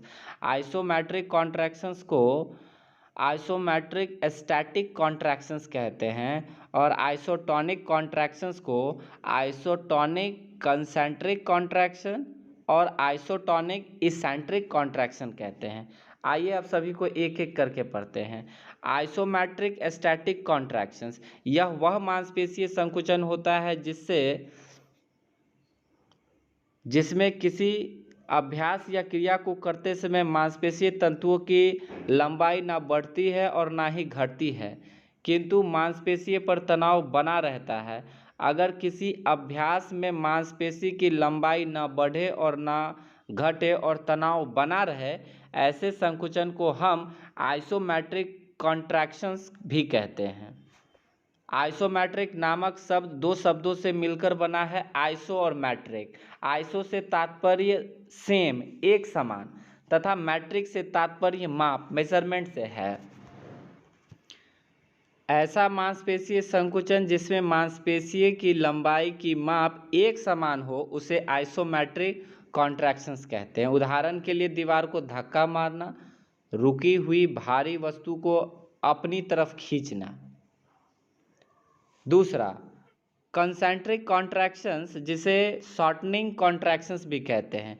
यह वह संकुचन होता है जिसमें मांसपेशियों की लंबाई घटती है और तनाव एक समान बना रहता है। इसी को हम कंसेंट्रिक कॉन्ट्रैक्शंस कहते हैं। यह संकुचन को आइसोटोनिक कॉन्ट्रैक्शंस के नाम से भी जाना जाता है। आइसोटोनिक कॉन्ट्रैक्शंस नामक 2 शब्दों से मिलकर बना है, आइसो और टॉनिक। आइसो का अर्थ एक समान और टॉनिक का अर्थ तनाव होता है। यह वह संकुचन होता है जिसमें मांसपेशियों की लंबाई घटती है किंतु तनाव एक समान बना रहता है। उदाहरण के लिए डंबल अभ्यास, पुलअप अभ्यास, फ्लेक्स हैंग करने के दौरान में यह आपको नजर आएगा। दूसरा, जब आप कॉन्सेंट्रिक कॉन्ट्रैक्शन पढ़ चुके हैं तो तीसरा है इसेंट्रिक कॉन्ट्रैक्शंस। कॉन्सेंट्रिक कॉन्ट्रैक्शंस में मांसपेशियों की लंबाई घटती है और इसेंट्रिक कॉन्ट्रैक्शन में बढ़ता है। बस इतना ही इन दोनों में डिफरेंस है। आइए अब अच्छे से समझिए। इसेंट्रिक कॉन्ट्रैक्शंस, यह वह संकुचन होता है जिसमें मांसपेशियों की लंबाई बढ़ती है और मांसपेशियों पर तनाव एक समान बना रहता है। यह संकुचन कॉन्सेंट्रिक संकुचन के विपरीत होता है। जो मांसपेशी कॉन्सेंट्रिक कॉन्ट्रैक्शंस कर रही हो तो उसके विपरीत में स्थित मांसपेशी इसेंट्रिक कॉन्ट्रैक्शंस करेगी। यहाँ अगर कॉन्सेंट्रिक संकुचन वाली मांसपेशी अविरोधी या एगोनिस्ट है तो इसके विपरीत स्थित वाली मांसपेशी इसेंट्रिक कॉन्ट्रैक्शन संकुचन करेगी, वह एंटागोनिस्ट कहलाएगी। आइसोकाइनेटिक कॉन्ट्रैक्शंस, आपने आइसोमेट्रिक स्टैटिक कॉन्ट्रैक्शन पढ़ा, आइसोटोनिक कॉन्सेंट्रिक कॉन्ट्रैक्शन पढ़ा, आइसोटोनिक इसेंट्रिक कॉन्ट्रैक्शन पढ़ा। अब आखिरी एक है जो अलग इसमें पढ़ाया गया है, आइसोकाइनेटिक कॉन्ट्रैक्शन, उसके बारे में पढ़िए। आइसोकाइनेटिक नामक दो शब्दों से मिलकर बना है आइसो और काइनेटिक। आइसो का अर्थ एक समान और काइनेटिक का अर्थ गति, मोशन होता है। इस प्रकार के अभ्यास में मांसपेशियों की लंबाई घटती फिर बढ़ती है, फिर मांसपेशियों की लंबाई घटती है फिर बढ़ती है, और यह क्रम चलता रहता है। बराबर यह गति होती रहती है, साथ ही साथ मांसपेशियों पर बराबर तनाव बना रहता है। कहने का तात्पर्य यहाँ कंसेंट्रिक कॉन्ट्रैक्शंस और इसेंट्रिक कॉन्ट्रैक्शन दोनों ही संकुचित होते रहते हैं, इसलिए यह अभ्यास आइसोटोनिक कॉन्ट्रैक्शंस की श्रेणी में आता है। इसके लिए विशेष प्रकार की मशीनों का प्रयोग किया जाता है जिससे कि मांसपेशियों की लंबाई के घटने और बढ़ने का क्रम चलता रहे, तनाव एक समान बना रहे, जैसे ट्रेडमिल, बाइसिकल, एर्गोमीटर आदि। मांसपेशियों पर अभ्यास के प्रभाव क्या हैं, इसको जानिए। जब आप ट्रेनिंग करते हैं तो उसका मसल्स पर क्या प्रभाव पड़ता है? मसल्स पर यही प्रभाव पड़ता है कि मांसपेशियों की संरचना में बदलाव आता है, मांसपेशी के आकार में बदलाव आता है, मांसपेशी की ताकत में वृद्धि होती है, मांसपेशी की सहनशीलता बढ़ती है, मांसपेशियों में रासायनिक बदलाव आता है, मांसपेशी की क्षमता में वृद्धि होती है, और भी बहुत सारे अन्य कारण हैं, उनके विषय में पढ़ते हैं। जैसे कि जब आप अभ्यास करते हैं तो मांसपेशियों की संरचनाओं में बदलाव होता है। लगातार अभ्यास से मांसपेशी के सार्कोलेमा आप जान रहे हैं, मायोफाइब्रिल का जो दीवार है उसको घेरे रहता है, सार्कोलेमा उस दीवार को कहते हैं। लगातार अभ्यास से मांसपेशियों के सार्कोलेमा के फाइबर्स मोटे व मजबूत हो जाते हैं। दूसरा, मांसपेशी के आकार में बदलाव। बार बार मांसपेशी के संकुचन व अनुशिथिलन, प्रकुंचन होने से ऊर्जा बनती है। देखिए, बार बार मांसपेशियों के सिकुड़ने और फैलने से ऊर्जा बनती है और उसकी खपत होती है। हर दिन मांसपेशी में ऊर्जा का संग्रह होने से जैव रसायनों की मात्रा बढ़ जाती है तथा उस मांसपेशी की कोशिका की अधिक ऊर्जा प्रदान करने के लिए अधिक रक्त की आवश्यकता पड़ती है, जिसके कारण मांसपेशियों में नई रक्तवाहिनियां खुल जाती हैं या संख्या में बढ़ जाती हैं। रक्तवाहिनियों का व्यास बढ़ जाता है जिसके फलस्वरूप मांसपेशियों का आकार बढ़ जाता है। मांसपेशी की ताकत में वृद्धि। यह वैज्ञानिक रूप से सिद्ध हो चुका है कि मांसपेशियों की ताकत की वृद्धि अभ्यास पर ही निर्भर करता है, इसलिए अभ्यास के दौरान भार धीरे धीरे बढ़ाया जाता है, जिसके फलस्वरूप मांसपेशियों में तनाव भी धीरे धीरे बढ़ता है और ताकत विकसित हो जाती है। मांसपेशियों की सहनशीलता में वृद्धि। बार बार अभ्यास के कारण मांसपेशियों के संकुचन और अनुशिथिलन, प्रकुंचन की संख्या बढ़ जाती है, जिससे मांसपेशियों में ऊर्जा का संग्रहण संख्या बढ़ जाता है व रक्तवाहिनियों की संख्या बढ़ जाती है। अभ्यास के कारण रेड मसल्स फाइबर विकसित हो जाते हैं, जिससे मांसपेशियों में सहनशीलता बढ़ जाती है। मांसपेशियों में रासायनिक बदलाव।